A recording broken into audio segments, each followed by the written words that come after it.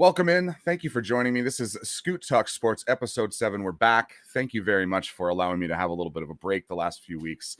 It's been a manic summer, obviously, with a lot of things with COVID, also with Hannah heading back to work. It was a nice time to sit back and reevaluate how often I wanted to do the show. So I just wanted to touch base on that really, really quickly before we get into the show and our really amazing guest today. So going forward, the show will be on Fridays at 12 o'clock Central Standard Time every week.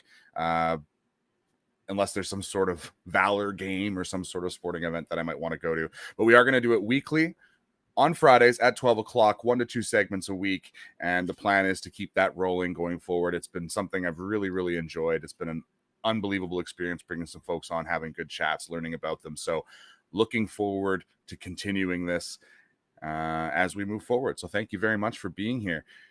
Today's guest, really exciting. He's a local guy in terms of where he's played professionally and where he's chosen to live, but he's a Canadian at heart and a Winnipegger, I think a little bit of adopted one. He's a former professional Canadian football league player. So that's gridiron football. We're not talking about soccer. We're talking about the old hand egg, as some would call it. He's not only played for the local team, but he's also someone who's known throughout the community for doing a lot of different community events, speaking up for causes, equality, lots of different work within the COVID community, like COVID issues, getting people to get vaccinated. And I thought it would be a really, really great opportunity to bring him on, chat a little bit, pick his brain on his experience through sports from grassroots to now, and sort of how it evolved and how it kind of helped evolve him as a person. So you can tell I'm a little bit rough with this. It's been a few weeks off. I'm trying to sound as professional as possible, but appreciate everybody who's jumped in early. But without any further ado, we're going to head on to our first guest, John Rush. Again, former Winnipeg Blue Bomber and Winnipeg resident. Welcome in, John. How are you? I'm good. How are you? Not too bad. I'll close my my laptop back here. We're stealing all of your financial information. Yeah, I know. I didn't realize that. I wasn't sure how much of the screen you'd be able to see of me here. And then my dogs obviously are going to be in the background, roaming around everywhere. I'd hope they'd make an appearance at the very least. I mean, they seem like they're a little bit part of your brand, John. I'm not gonna lie. It seems like every profile photo, it's about 70% dog, and then John just kind of trying to get the face in there. Yeah, that's pretty much how it works. It's the same with the bed and everything else in my life too. So they kind of just run the show here. They're the real stars. Yeah, as long as you know who's the real boss, for sure. So big thank you, John, for making the time to join me here on this Friday. I know you've got a lot going on. You got your job, you got life, you've got all the different events you're going on, and somehow you make time to be one of the most active social media members in Winnipeg somehow. So really appreciate you making the time, man. Yeah, thanks for having me. I always enjoy doing this and getting out there and talking to people because if you follow me on social media, you know I like to talk a lot. So. I think if you check out his social media, guys, you'll know he likes to chat a little bit about almost anything at pretty much any time. So it's exactly. Fantastic. I'm really appreciative of having you on. I thought what we'd do is we'd start by talking a little bit about, your grassroots, where you grew up, and then just kind of flow through there, see what comes up. You can let me know what you're comfortable talking about. This is a very casual kind of thing. I always view it as, it's 12 o'clock, so it's not really appropriate to say we have a beer out at this point, but kind of a conversation over a drink. That's how I always like to set these interviews. So the first thing I want to mention is you were born in Niagara Falls, which for a lot of folks that watch this channel are overseas. And so they would immediately know where that is. It's not like Winnipeg where I have to kind of explain and point out and let them know where it is. Did you grow up in Niagara Falls or were you just born there? No, yeah, I grew up there. So I was born and raised in Niagara Falls. And it's pretty interesting actually because a lot of people know Niagara Falls, obviously, because it's one of the 7 wonders of the world, and it's a giant tourist destination. But it's actually a very small city. It's only got about 80,000 people in it, and I always kind of equate it to growing up in some place like Las Vegas.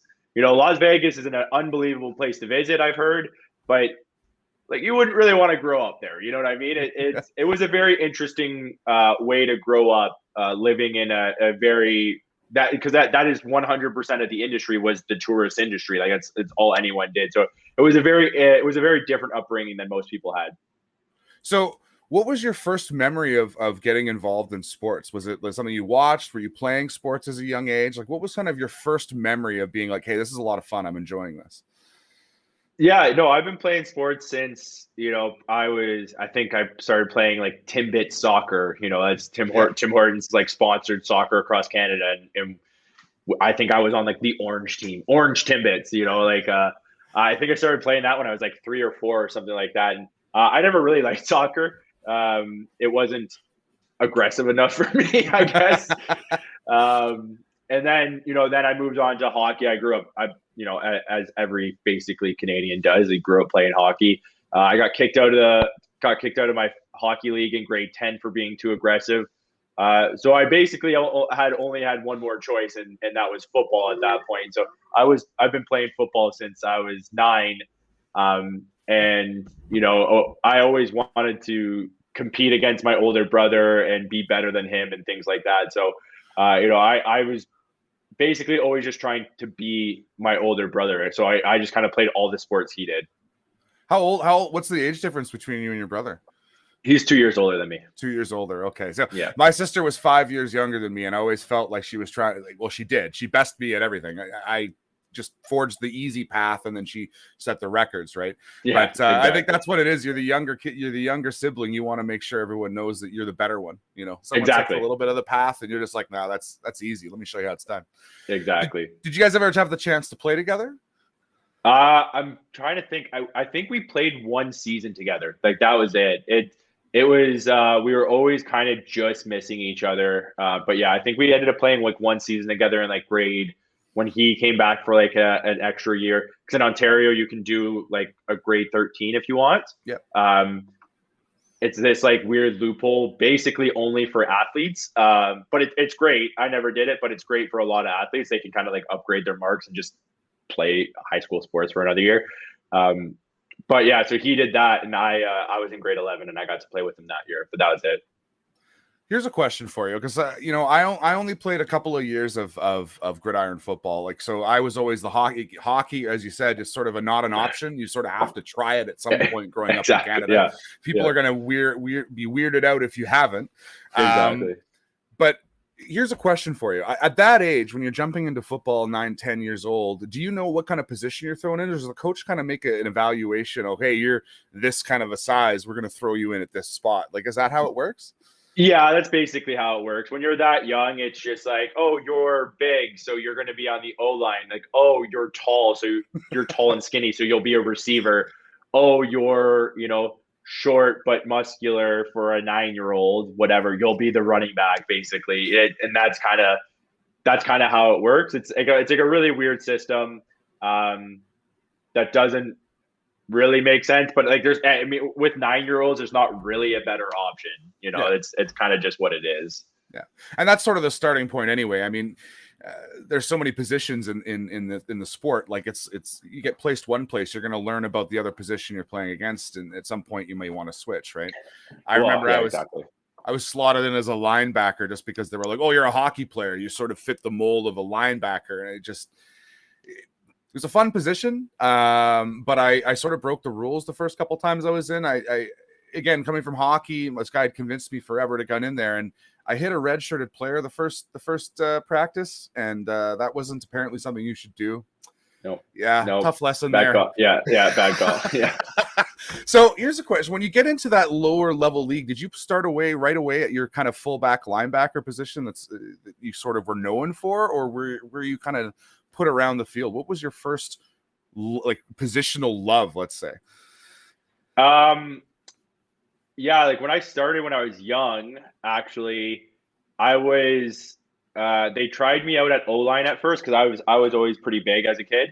But then they moved me to fullback, and I loved playing fullback. I had so much fun playing fullback, which is interesting because like after I played fullback until like high school, and then I never played fullback again until I got to the pros. Like they called me up like, hey, how do you feel about playing fullback? I'm like, haven't played since I was like 10, but sure. Like, I guess I'll be a professional fullback now. Like, and then, yeah, like I played a lot of linebacker too, just cause I like to hit people basically. So they're just like, yeah, we'll throw him there and he'll just go hit people. It'll be fun. And I mean, It sounds like from your hockey experience, the aggression, that linebacker spot probably really suited you. You're ready to get out there and kill someone as soon as the play went, right? Exactly. Yeah. So you're playing at that young level. What's it like playing at that level? Like, is there a lot of hitting 9, 10, 11 years old? Is there rules around what you can do and what you can't do at that age? Like it's pretty much, like it was full on tackle football, but for the most part, like, if anyone spent any time around 9-year-olds, like they're all unathletic. Like no one's athletic at that age, right? So it's pretty bad football, especially from what I can recall, and especially knowing what I know now. It was pretty bad. But I mean, like they're 9. If Yeah, you yeah. expect it to be good, then you're an idiot. So, but yeah, it was full on, full contact, full tackle football and stuff like that. So, essentially the same, as high school and college and all that. So what's the progression? Like, I imagine you start at kind of a community club, and then as you move into maybe high school, do you go like what's the choice there? Do you go into high school, or is it a community team that you continue to move into? Like, what was your Yeah, no, progression from there? it's pretty interesting how it works, and I'm not sure how it is in Manitoba, but in Ontario, there's a couple options of how it works. So after you play, your tyke or whatever you want to call it, football at like 9, 10, 11 to like basically 13 or 14 when you go into high school, then you can play high school football. But uh, there's also the option to play on like their like travel teams basically. Mhm. And in Ontario, it's called the OVFL, which it was kind of a weird league because they blended the NFL rules with the CFL rules. So it was like 4-down football, but you still had to give 5 yards on punt, and we still played with Canadian, like in a Canadian field, which is bigger and wider. Mhm. So it was like a weird league, but like you traveled all around Ontario doing it. So like that, like those would be the two that you play. So you play high school and you play travel football, and there's also the provincial teams, which is like, I played for Team Ontario. And there's like a provincial, a national provincial tournament where you guys all face each other and stuff like that. And then from there, hopefully, you've piqued the interest of some coaches at universities, and you get recruited to a university. So appreciate that, because it seems like every province sort of has a little bit of a different system when it comes to like that, like football, gridiron football, especially when it comes to the rules. And I find that very interesting, the melding of the NFL and the CFL, because as much as we're Canadians, we love the CFL, we love the game that the Canadian game brings. It's exciting, it's different.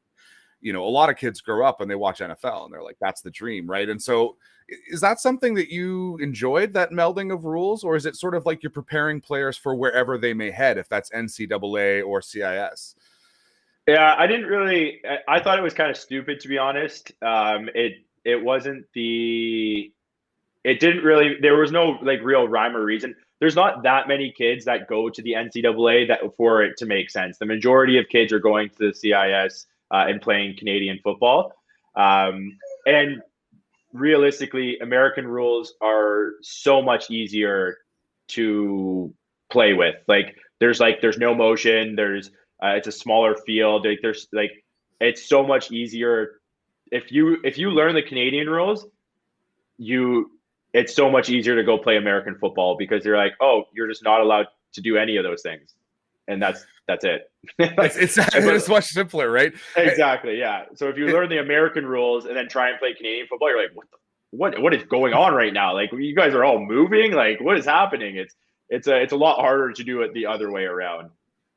Was there a bit of fun in the locker room? I imagine when you were with the Bombers, where Americans come up and they're learning the rules for the first time. Was it a bit of was it more challenging for them coming up here, and you guys are kind of laughing at their learning, or was it something that they picked up pretty quickly?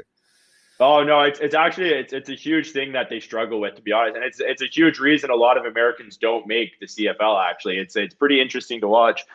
Bailey, come on. Sorry, Bailey's just whining right here. That's all Come good. here, Bailey. Yeah, it's a huge reason these American players don't make the CFL because there's a couple of reasons. A lot of them will come up and they just think they're better than everybody else, that they came from the NFL, that they're just going to make the team and they don't really have to do anything. And it's just like, bro, this is a completely different game. Like, it's not. It's not the same thing. Like if you don't know the rules and you don't know where to be, like you're screwed. And like especially for like receivers with the waggle in the CFL is so important.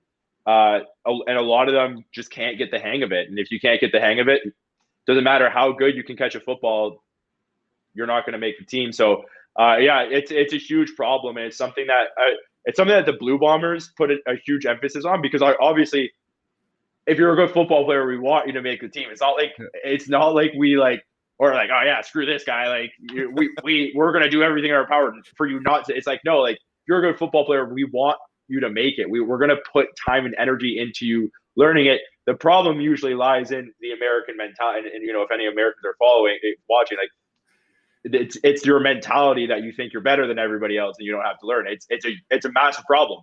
And tons of guys ruin their entire football careers because of it, because they can't get over their ego and mentality. It's very interesting to watch, actually. I was gonna say, as a fan, I always kind of find that story interesting as if I'm putting aside the personal turmoil and struggle of that player trying to get a fit. But it is interesting where you see players who have, played dominant seasons in the NCAA Division I, and then they come up here and they look lost. They don't. It's almost like that motion for a lot of the offensive players. It just throws a loop for them, and they can never really get comfortable with it. And for those who do, and the thing that I've always heard, John, and maybe you can tell me if I'm right here, but you have to kind of have your thinking cap on as a CFL player. Like you have to really honestly be able to read the play and also understand what other people are doing with all of that motion happening at once. If you're used to one guy being in motion and that's all you need to worry about, it's a very different experience for that defensive side of the ball, right? Well, that's exactly it. And it's a lot of people, and I talk about this a lot. Like I hate stats. Stats are probably the stupidest thing out there. It's great. You have a 100-yard game as a running back, great, cool, awesome. If you throw for 3,000 yards as a QB, great, awesome. But it rarely ever tells a full story of a player and their ability. So you see all these NCAA like defensive ends are like, oh my God, he had like 6 sacks this game. It's unreal. Like he's so good at football. But then if you actually watch his tape, it's like, oh no, he just went up against like a bad O-line and did the exact same thing the entire time. And they're very like one-dimensional players. And then they get up here and like all the media is like hyping them up. They're like, oh my God, he had so many sacks. He's so good. And it's just like, but it's like, man, if you actually understand football and you actually watch this guy play, he's one-dimensional. So that, and then like exactly like you said, he gets here and he's lost because you can't be one-dimensional and it's the same in the NFL too, right? Like plenty of guys have dominant NCAA careers and get to the NFL and flounder because it is possible to be one-dimensional in the NCAA. You know what I mean? It is. You're going against kids. You're going against 18, 19, 20-year-old kids. It's when you get to the pros, man, you're going against full-grown men who are fighting to keep food on the table for their family. It's different up here. You know what I mean? It's not the same in the pros. Like, if you're trying to take away someone else's job, you better be coming with everything. Like it's not the same. So it's way different. I always, sports media sometimes it's so frustrating because I'm just like, man, you guys have do you guys even talk to athletes at all? Like, there's no idea what you're even saying, and half the things that you're putting out, like all the articles, I'm like, that doesn't even make sense. How have you been a sports writer for 20 years? Like, it doesn't even make sense. Like, it honestly blows my mind sometimes watching the sports media and like the things they say and the questions they ask. I'm like, it's crazy. It's one of those moments where you're seeing a pundit or someone doing a question and the player responds with there's that momentary face of why are you asking me this question? Yeah. Like it's like no, exactly. that doesn't have anything to do with what happened today, but I guess I'll answer it because I have to. Oh, exactly. Yeah. Yeah. So that's interesting you mentioned that because stats are something I think people get. We're in the age of analytics in the sense, right, where people they're wanting to see numbers that explain everything. Oh, this, I got this set of numbers and now I know exactly what's going to happen. And it's just like, that's not the case, especially in football. There is so much at play. And I really enjoyed your moment there where it's like you could be playing against their backup right guard that game, and you destroy them that game. You have a great game. Everyone thinks you're amazing, and then wonders where you go the rest of the year. And it's like, well, it's because you were playing against somebody who wasn't very good. Exactly. Every so often, I allow someone from chat to just drop in a question. So here's a question from Tedium for you, John. As someone who knows very little around gridiron football, can you briefly explain what makes the CFL and NFL so different? I knew this question was going to come up. Yeah, what do you mean by motion in offense? Yeah, no, it's actually a great question. The main differences in between the CFL and the NFL, there's like there's probably four, and then there's like very like minute differences that don't really that you could go on for days about. But so the main differences are fields longer, so it's 110 yards, as well as our end zones are bigger, so our end zones are 20 yards deep instead of 10. Our field's also wider. There's 3 downs instead of 4, so it makes it a significantly more pass-heavy league than run, as well as all of the receivers can be in motion at once. So there's a waggle. So as long as you're behind the line of scrimmage at the time the ball is snapped, you can be doing whatever you want. You can be most of the time they're running, so like they get like a rolling start, so they can blaze by DBs. But like they can go sideways, they can motion like in any which direction, they can like crisscross each other to try and screw up like man protection and things like that. So there's quite a bit of movement on the offense, and especially amongst the wide receivers to mess with the defensive schemes.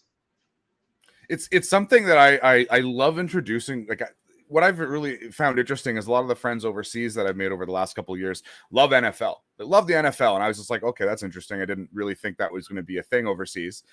But now I'm trying to drag them into the CFL. And I'm like, guys, you love the NFL. You love some of the, fantasy, all that stuff. How about a game you can't predict what's going to happen? How about a game where you're up by 17 with 4 or 5 minutes left? And that doesn't really mean much. Like you might lose. Yeah. Right? Like I always remember growing up, and this is one of my first Bomber stories that I can remember is at the old stadium.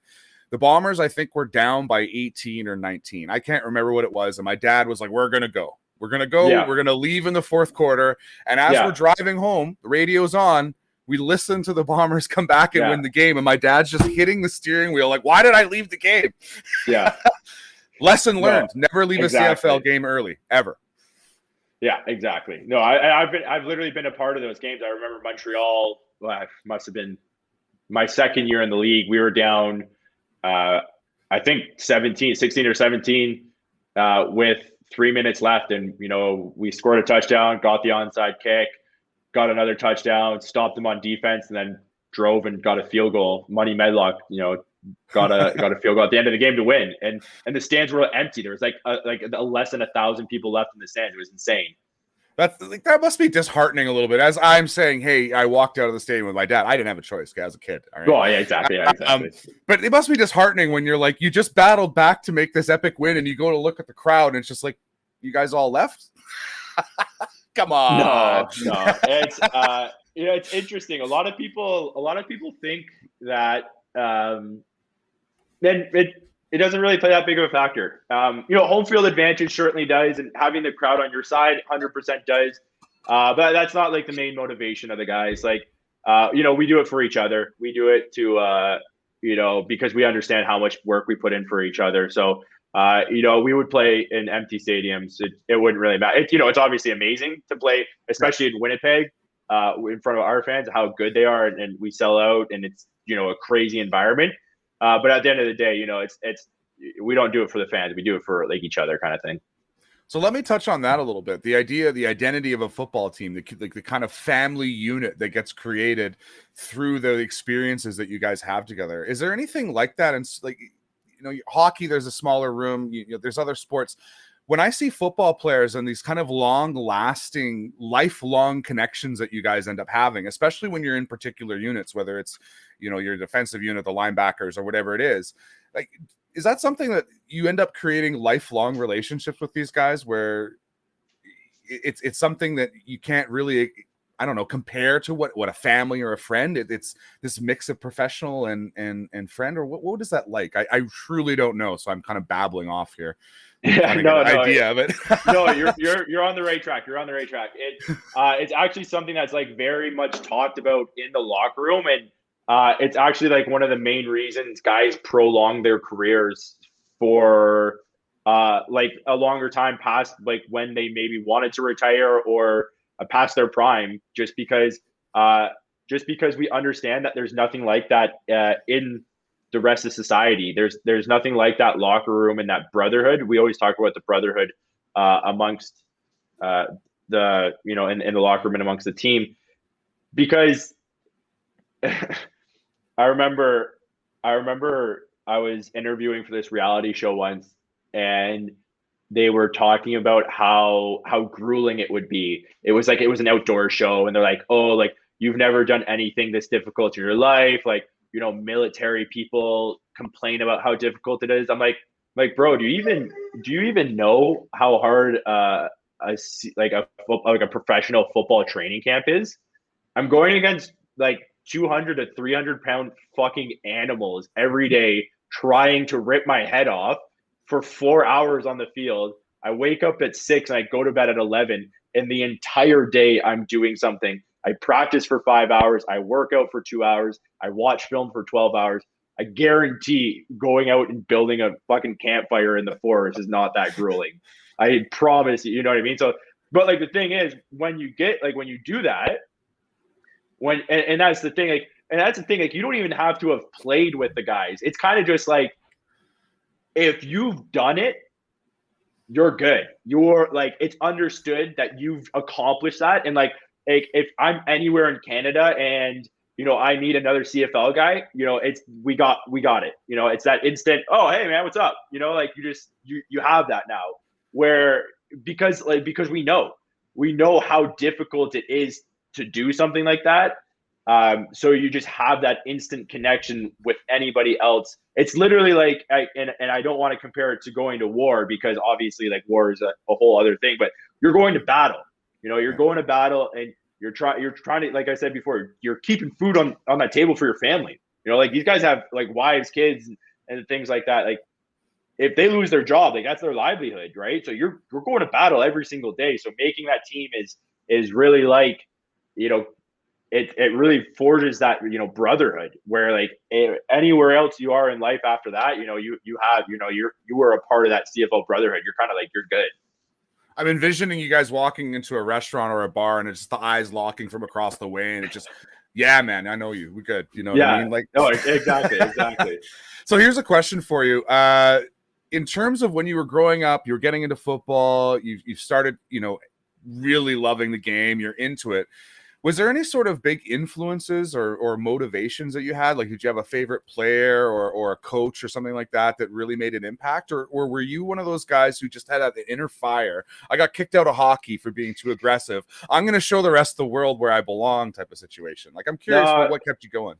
Yeah, my favorite player growing up was Ray Lewis, just because he was the middle linebacker at the time. And I was a middle linebacker, and he was the middle linebacker that everyone kind of looked up to it. He was, one of the best middle linebackers to ever play and stuff like that.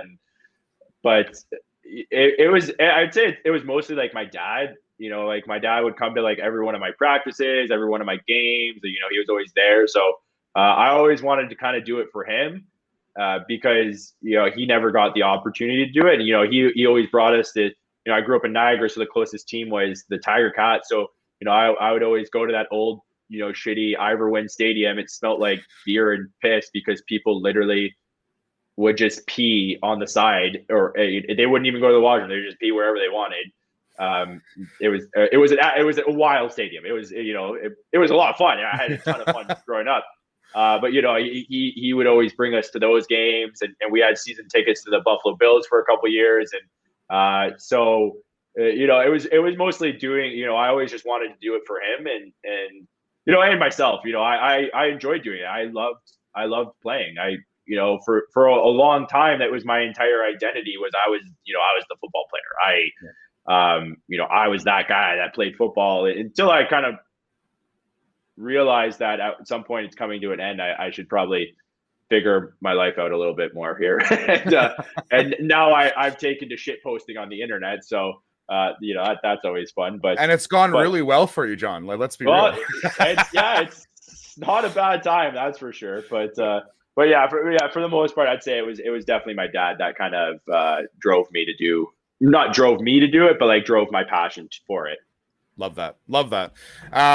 We'll switch a little bit away from football. I've been picking your brain on one sport this whole time here, but let's talk a little bit what you're doing now. So for those who don't know, John here is like incredibly active in the social world, and he's also really, really involved in a lot of different, I would say, really, really valuable initiatives within the city. Some animal rights, some animal, rescue. Obviously, with the 2 dogs that you have, like, love those guys. What are some of the things that you're up to lately, and what keeps you like so interested in wanting to be so vocal for folks who, honestly, some folks who are like us, white males, we don't speak about some of these issues enough. We don't talk about some of these issues enough, and we don't educate each other enough about some of these issues. What's keeping you really focused on? Let's talk about the first one. Let's talk about your COVID wedding dress up. We'll start there. What wanted you to get that going? It's interesting, actually, and a lot of people, question my motives, and they ask me like why I do all this stuff, and I have had an extremely privileged life. My parents, I'm not rich by any means. I have an enormous amount of student debt. I have a car loan. Sorry, I'll try not to swear too much, but I have a car loan. This is a swear-free. This is a swear embracing podcast. Good. So don't feel free to speak your mind. Good. Okay. So yeah, I have a lot of student debt. My parents couldn't pay for any of my schooling. Like I buy, my mom worked 7 days a week, 2 jobs. Growing up in my entire life, my dad worked 12-hour factory day jobs my entire life. I by no means grew up rich, but I grew up very privileged, and I understand that. My parents are still together. Like I said, my dad came to single one of my practices, every single one of my games. When I played Team Canada. I played Team Canada football, and my dad. The tournament was down in Texas, and we were in the gold medal game against Team USA. My dad flew in the day of the game that morning, watched the game, and flew out that night so he could get back for work the next day. You know what I mean? Shit like that. So like, I understand most people don't have that in their life. I was very fortunate to have something and somebody like that, a support system that was there for me. And I've had plenty of people in my life that have come out within the the LGBTQ community and things like that.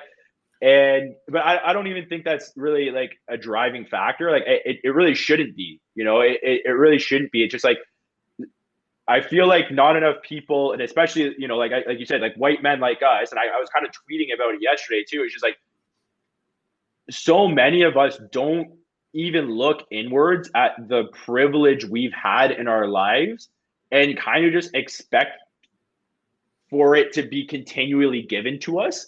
And it's like,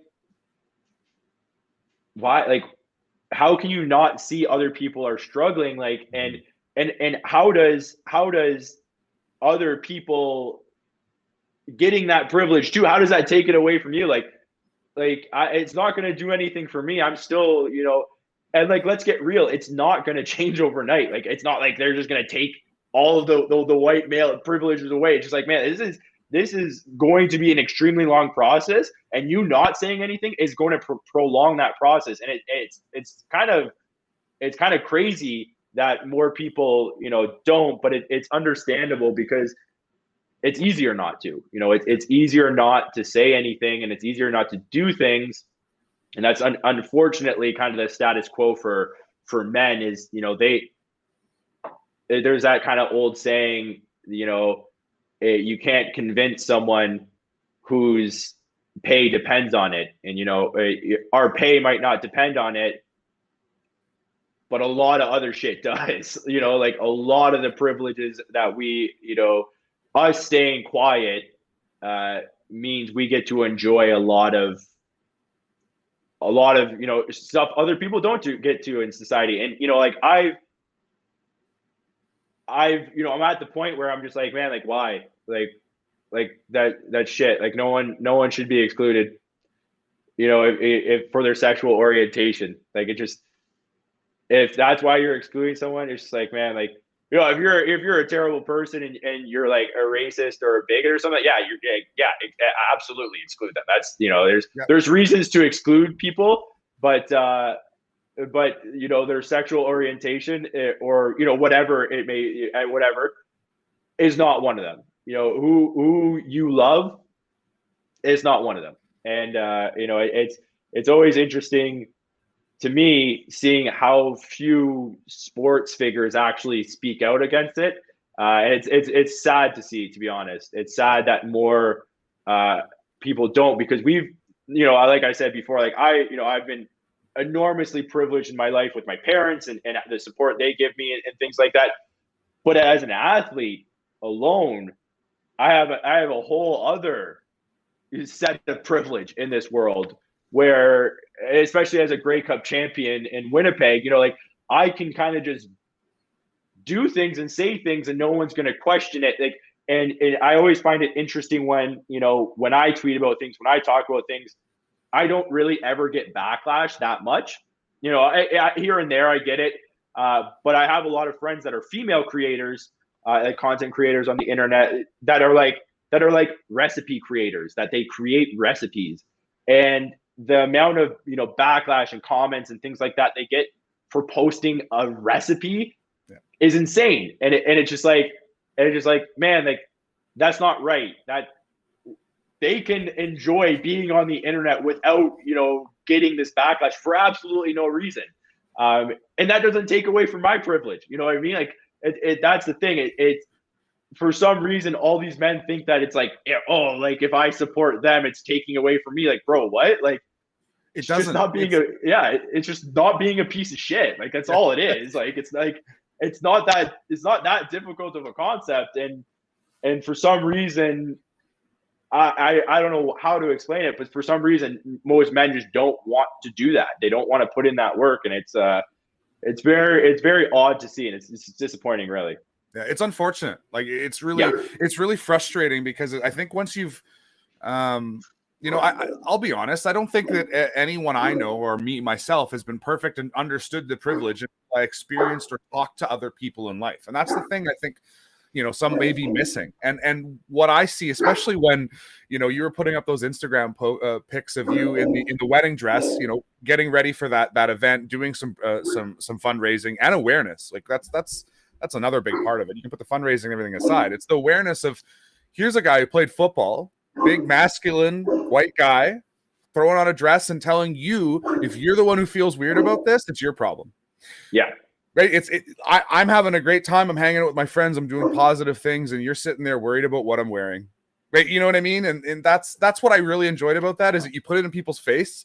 And you sort of said, if you've got the issue, you need to think about it with yourself. It's not me that you need to talk to.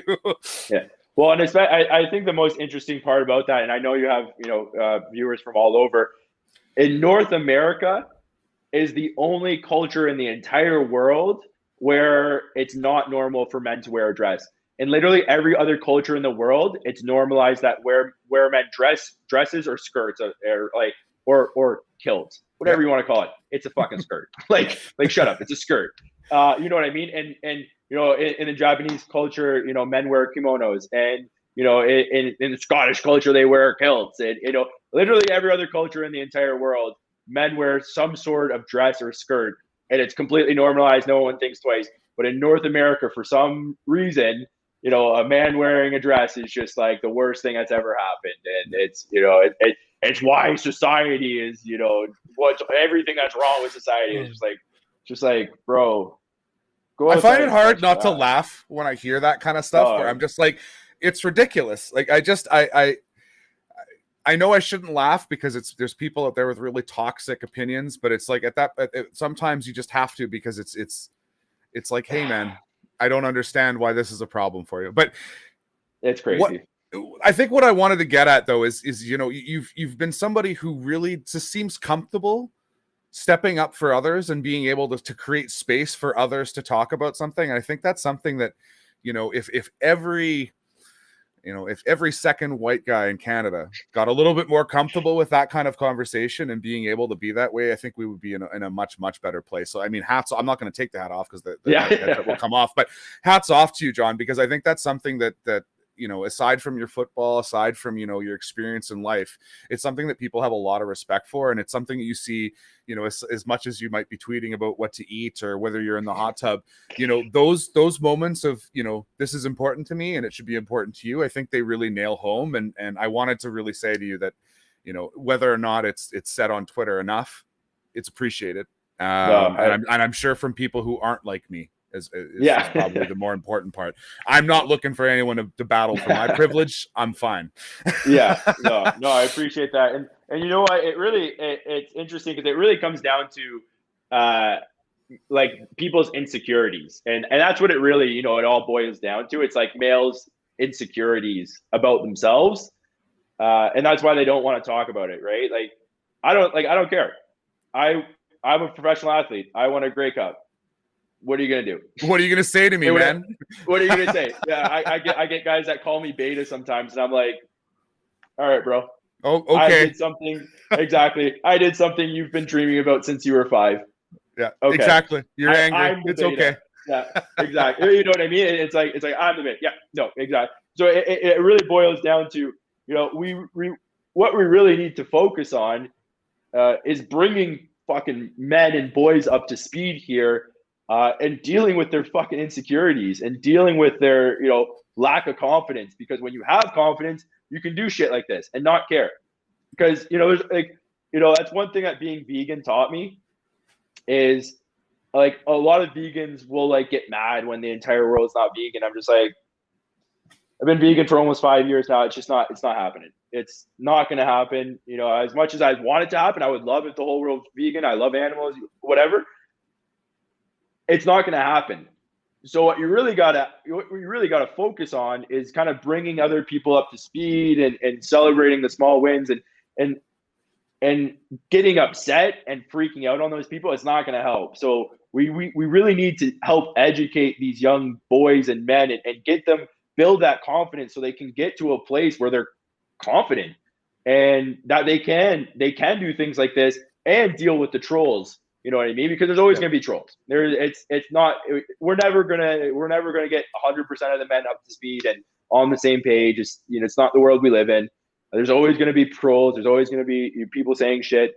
But if we can get a lot more than is, like you said, 2 out of every 5 or every other man, we can get more men on board and more men speaking about it. We can actually make more progress instead of just me wearing a wedding dress. It doesn't make as big of an impact if every other man is doing it as well, right? Yeah. And I think for me, it's, I had my first child about a year ago, and he's a son, obviously. Yeah. I keep saying he, but that's the thought that I have is how do I teach him some of this stuff early? How do I make him comfortable with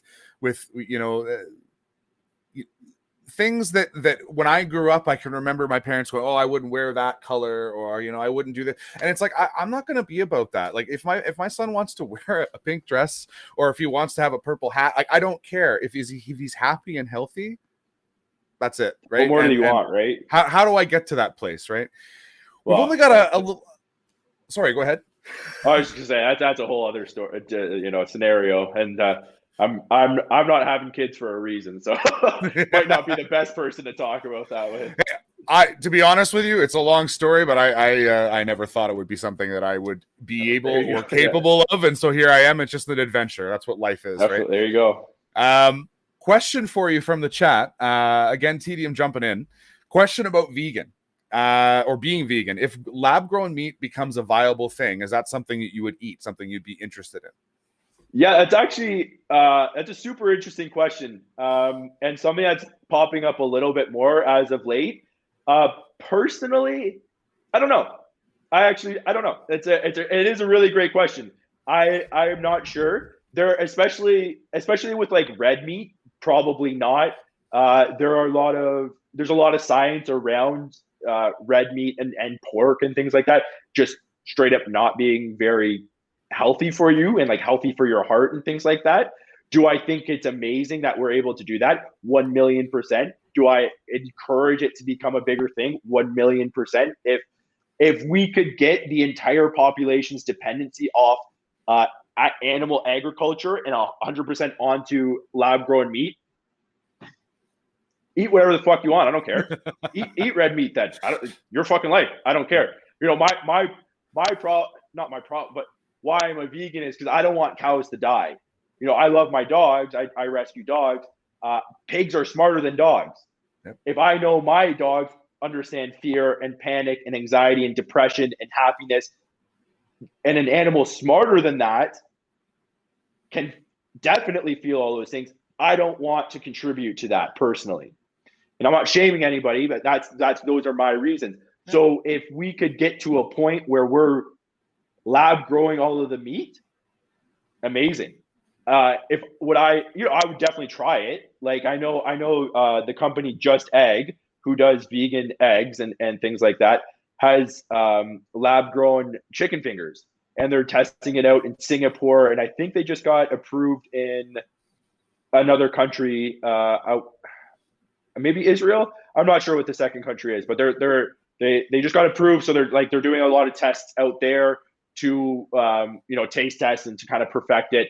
And it's interesting because they went to an animal sanctuary, waited for a feather to fall off of a chicken, picked up the feather and got DNA out of the feather. I don't know. Science is fucking crazy. Wow. It is like, yeah, like I watched the video on that. I'm like, what is going on? Like, and then they made chicken out of it. I'm like, okay, like whatever. You guys do you. Like, you know what I mean? Like you guys got it going on. I can kind of, It sounds like Jurassic Park on another level. Yeah, literally, right? Like literally, it kind of scares me sometimes, but like something like that, 100% I would try. I would, I would try it once. Would I eat it all the time?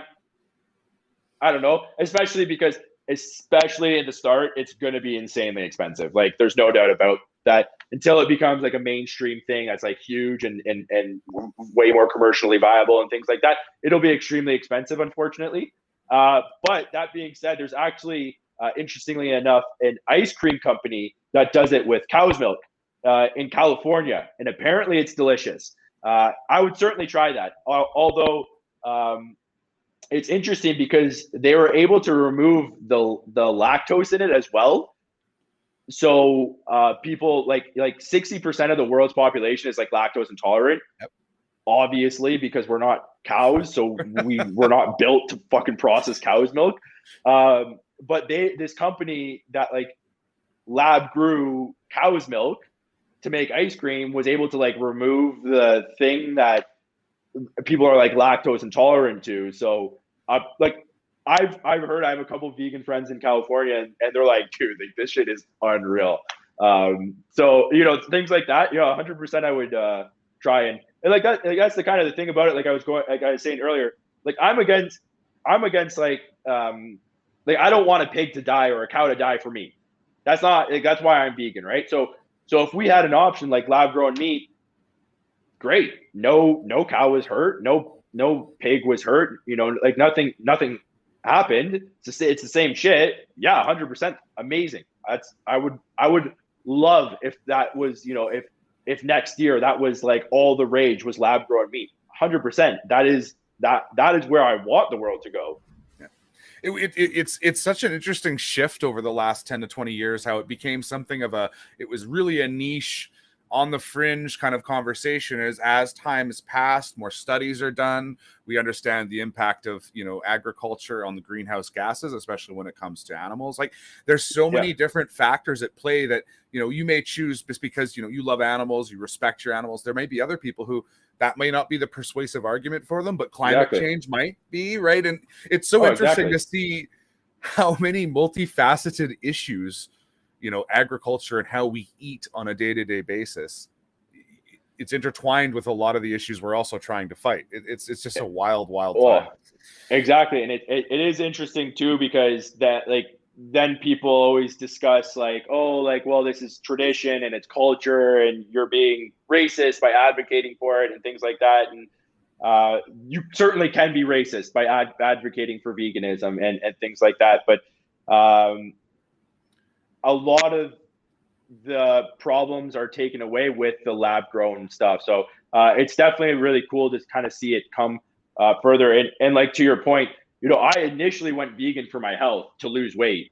All the other stuff kind of came after once I realized, because we don't know what we don't know, right? And I grew up in Niagara in the country. I thought pigs were stupid and dirty, and I thought cows were dumb and all that. And I didn't know. Like, no one ever taught me. I watched Old MacDonald Had a Farm, and oh, these cows are living such happy lives, and then you actually see what animal agriculture does to these animals. You're like, oh, maybe this isn't. Maybe that's cool. not for me. Yeah. Yeah, exactly. Yeah. Maybe we shouldn't be doing this to animals. Actually, maybe we should talk a bit more about where the food comes from before. Well, exactly. Right. Yeah. Yeah. If you can't take a field trip to where your food comes from, maybe we shouldn't be eating it.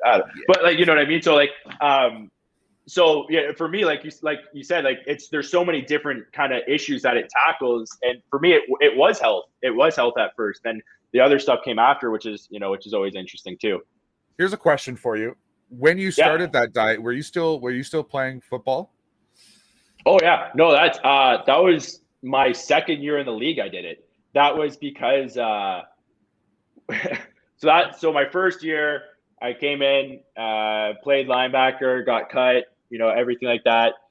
And then when I was trying to get back in, and I'd already signed a contract with Winnipeg, they're like, hey, Osh calls me up. He's like, hey, how do you feel about playing fullback? I was like, I'm like, what do you think? Great response. Yeah, exactly. He's like, I think it would be a really good move for you. And I'm like, do you? I said, do you think it'll help the team win? He's like, yes. I'm like, sign me up. Yeah. Whatever you need. He's like, the only problem is we need you to lose like 30 pounds. Oh, okay. Oh. Yeah, no. Cool. Good. All right. Yeah, so the hammer gets dropped after the request. I see how it is. Yeah. Oh, yeah, exactly. I was just like, oh, yeah, no problem. I'll do that. And whenever I tell this story, some vegans get upset, and some people get upset. They're like, oh, like veganism isn't a weight loss diet. And it's true. It's not. It's absolutely not. Like, and you can be I'm 230 pounds. You can be a big vegan. Like it's not. But I was talking to my trainer at the time. He's like, listen, you tried going keto, you tried intermittent fasting, you tried doing all of these things that are like diets specifically geared to lose weight. Try going vegan for a month, and then see how you feel. You're going to increase your fiber intake by like 1,000,000%. It'll help your body kind of digest and do all this shit. And then he's like, at the end of the month, if you hate it so much, like, we'll just go on and we'll just try something else. And I'm like, fuck it, dude. I tried everything else, and O'Shea said I had to lose 30 pounds. So I'm like, I don't know what else to do. Yeah, I was like, I don't really have a choice. And then and that's kind of how it it started and kind of came to fruition. And so so I was vegan from then on. So for my second year all the way through, and that whole entire first year I was vegan, I hid it from the team. I didn't because when O'Shea called me and told me to lose 30 pounds, I didn't tell him, oh yeah, I'm gonna go vegan. Like that's not what happened. I was just like, okay, I'll do it. That was it. And so the entire first year, like, I hid it from the team because I was afraid they would cut me for it. And then it's not really something that you can hide that well, especially when it's a lot of my online presence is me being vegan. So it slowly kind of started to come out amongst the team. And then, so when we're in season at the stadium, we get breakfast and lunch provided to us. It's like buffet style. It's really great. They took really good care of us, which is awesome. And, all of a sudden, like, the chef would like, I'd be going through the line, the chef would just be waiting at the end, and I'd get to the end, he's like, I actually just had an extra Beyond Meat burger. Just randomly here. Yeah. And I'd be like, thanks. Yeah, like, I was like, perfect. Okay. Like, and it started like kind of like, then all of a sudden there was kind of like specific meals for me. And then I'm like, okay, so I feel like they kind of know, like, and things like that. And then it kind of like, and then eventually like everyone knew. But it was interesting because then it snowballed into this thing where like the chef was making basically like half and half because so many guys wanted the vegan food because it was so good and they felt so much better after eating it. So it was like this kind of crazy snowball effect into this bigger thing there. It's interesting that you mentioned that because we have a question here from Linzor, who's a friend of mine. He's a vegan as well. And so he wanted to ask, how long did it take you to make the switch? I think you adjusted that. When teammates or other professional athletes found out we're vegan, did any of them give it a try? Or did you find a lot of resistance be along the lines of not being able to get proper protein or nutrition? So you kind of jumped in there that like people started to get involved, started to dive into the vegan options. What was that dynamic like? Was some hesitancy or... That's a really great question. It's one I get quite often, actually, and a lot of people assume that like the guys would have made fun of me, and like we're men, boys will be boys is the saying. Like they're gonna make fun of you, they're gonna make fun of you for something. Boys are always gonna make fun of you. We're always chirping each other. We're always chirping each other about something. It's part of being a friend. You got to exactly. Well, exactly. That's literally what being friends with a male is that you just make fun of each other like 90% of the time. But like, no one was ever like malicious and being like, oh, you're a fucking idiot for being, like nothing like that ever happened. It was nothing like that. But so how I went vegan, I did it overnight, and I recommend no one else ever doing that. It was terrible. I hated my life. I didn't know how to cook anything. I ate the same meal for an entire month. I literally hated it. It was the worst. But that's how I started. And then I now I have like a vegan food blog, and I've very much taught myself how to cook vegan, and kind of I'm trying to help other people learn as well. So I've come a long way, obviously. But to address the question of the resistance, like not really. More guys were inquisitive. No one really went vegan fully. A lot of guys started eating a lot more vegan foods because of it, and it opened up a lot of conversations. And in my like second or third year, it was also when the movie The Game Changers came out, so a lot of guys were super intrigued about that. But the unfortunate reality about football, and as well a lot with the American players, it's so like ingrained in you that you need meat and things like that, and it's so ingrained in the American culture, especially.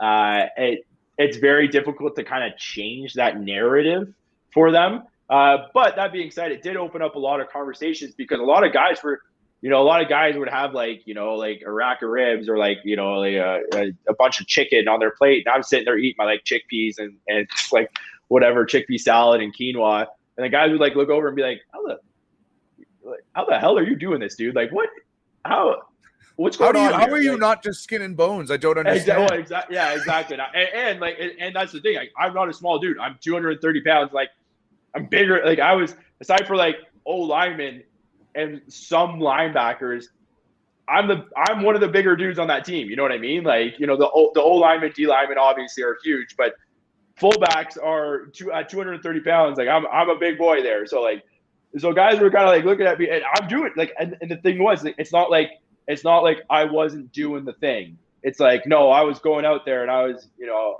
laying the hits. I was smacking guys, and guys are like, bro, how the hell are you doing that? And it's interesting because, from the time you're like 9, when I started playing football, from the time I was 9, like, we had coaches being like, if you want to get big and strong, you eat protein. How do you get protein? You eat chicken, So like all of college, I ate like chicken and brown rice, and sometimes I'd had broccoli, and like, it was so bad. I hated my life. You know what I mean? And but that's all we knew, because that was ingrained into us from the time we were 9, right? So guys were just like confused. They're like, dude, how do you get your protein? And like, but there's so much more than just protein in those things. Fiber, micronutrients, and it's so much better for you. A lot of guys were just really inquisitive about it, which was really cool to see. Yeah, it's interesting, because I think it's, even if you don't get folks to do the full switch, it's letting them know that you don't need to stick to your chicken, brown rice every single day. You don't need to think, you can actually have some really great food. Because let me tell you, one of the things that I loved once I started, because my family went vegetarian, I want to say about 6 or 7 years ago, and I was kind of the holdout. I was the holdout. Yeah. I was like, but I like my meat. Yeah. once I discovered what you could do with chickpeas and some of the amazing Oh, dishes and some of the Indian dishes you can make, it was oh like, yeah, okay, I'm good. I'm good. I don't exactly. need. Yeah, no, it's amazing, and you feel so much better, right? So, it's just like so ingrained in your culture, it's it's interesting to see, but and like kind of going back to what I was saying earlier, like I've been vegan so long now, like I think we account for like 4% of the world's population. Like we're not we're not gonna get everyone in the world to go vegan. It doesn't make sense. So anytime I can help someone keep an animal off their plate, it's a win for me. That's that's more of what I care about, is just helping people keep animals off their plate more often than not. And that's all I can ask for. You know what I mean? It just try my best to kind of do that. And you're, like I said, we're not going to get the whole world to go vegan, unfortunately. So hope scientists can make lab grown meat more mainstream, and then in the meantime, kind of just teach people how to make delicious vegan food. Yeah, it would be lovely if one day we could ever get to the point, and they're talking years down the line. But if lab grown could ever be cheaper than the traditional way, the argument's gone. It'll end up happening, right? So, yeah. Big thank you, John, for taking the time today. I know we've chatted for a bit off topic. We've talked on topic. I've got the chance to pick your brain on a number of different things, and I really do appreciate you taking the time to chat with me. Before we go, what's coming up for you? Have you got any events coming up? Any sort of charity events? Any something that we want to throw a little promo on? And where can people get a hold of you if they want to chat? Maybe throw you a DM. Yeah, no, for sure. It's unfortunate. Actually, I was just tweeting about it today. We're not going to be able to do the next charity event we wanted to. We wanted to do, if you're not from Manitoba, you won't understand this, but we were going to do a fundraising social for Manitoba underdogs, and it was going to be over Halloween. And so it was going to be like a huge costume party with like a huge social, and it was going to be this huge fundraising event for them. With everything going on right now, especially everyone's kind of predicting this fourth wave that we're kind of in the middle of, but it's not looking like we're going to be able to do that, unfortunately. So we're trying to figure out something else right now to try to do something still, because obviously we still want to do something. So we'll keep everyone kind of posted on that. It's still, we still got another month and a couple of weeks away until Halloween. So we really do want to do a Halloween fundraiser of some sort, because it's been a long 2 years for everybody. We want to do something fun, but we want to make it as interactive as possible as well. So I'll keep everyone posted. You can find me on Twitter. I'm obviously very active on Twitter. My handle's at JohnRush32. And you can follow me on Instagram at JohnRush5, as well as I have a vegan food blog if you'd like to check out. We donate 50% of all our proceeds to animal shelters. Last year we were able to donate, thousands of dollars, which was it was really cool. It was a lot of fun. I didn't expect that many people to kind of to want to see the recipe. So the vegan food blog is called Rescue Dog Kitchen. So you can check out some really delicious food recipes there as well. Awesome. That's great, John. Here's a thought, though. I know you're saying you can't do something. Well, think about, you're just exploring Twitch. I'm envisioning John standing behind some decks, dressed up, lights, and you can just be the DJ for the night. People tune in and they donate. There's something there. That would be, I've thought about it. I'm still exploring the whole Twitch world. It's interesting. It's not my current demographic who follows me. That would, you know what I mean? So I would have to basically rebuild from scratch. So IG Live? So, I was thinking IG Live. The problem with IG Live is it doesn't, I could go on forever about this. I'm talking about analytics. I'm very analytical, and IG Lives don't do anything to kind of grow the brand. It's difficult to share them and get exposure on the IG Lives or anything like that. So, and there's no donate button or anything like that. So, it's cool to be able to connect that way, but it doesn't really do much. So it's more just kind of like a big time suck for me. That doesn't help build everything. So I'm still trying to figure it out, because obviously with the Twitch, it'd be like a whole new demographic, and one that I have put some polls out to my Twitter and Instagram that they didn't really want. So I'm like, it's a weird play. it's weird maybe isn't the right word. It's a unique place where Yeah. it's driven by mostly, I would say, a different generation than I. Like, I'm in my late 30s, so at times I'll be in a chat and I'll be like, I have no idea what anyone is talking about right now. Exactly. Yeah, no, exactly, right. And even this, like, even what we're doing right now, like, you know, when you sent me this link, I'm like, bro, like, what are we doing? What's going on? You know, like, I know, I understand I'm on the camera, I can see the camera and everything like that, but like, obviously you're streaming this on Twitch, and I'm like, I would have no idea. I would have absolutely no idea how to do this. So yeah, we'll see. You know, it's a great idea. Like, I would love to be able to do that and have a donation stream. And I just don't know if I'll be able to get that up and going in time for. It takes a lot to be able to put these things together, especially if you're thinking about what your scene's going to look like, what's the lighting going to be like. It takes time. Exactly. Exactly. So, but yeah, big thanks, John, for jumping on today. I really do appreciate it. Twitch weirdness and all. It's been a great conversation, and you know what? It's just it's honestly a pleasure to talk to somebody who, you know, it seems to have their head in the right space and really, you know, thinking about more than themselves. It's refreshing, and it's something that I love seeing in anyone who has a little bit of a platform to share. So big thank you. And you know what, if we don't chat soon, maybe I'll run into you at a Bomber game or a Banjo Bowl or something like that soon.